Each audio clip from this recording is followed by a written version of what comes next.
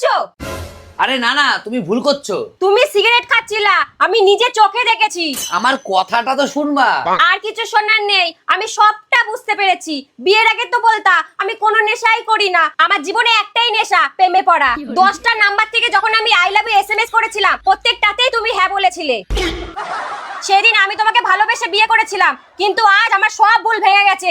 আমি মাকে সব বলবো। আরে আরে শোনো শোনো,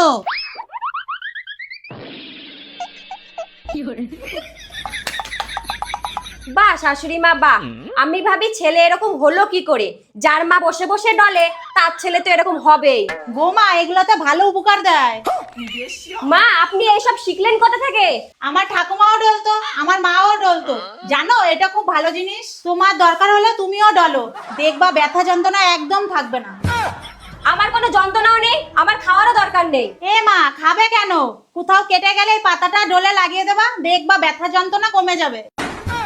আমার পায়ে একটু কেটে গেছে তাই ডলছিলাম। रुको जरा सबर करो। ধুর, আমি যে কি ভাবি।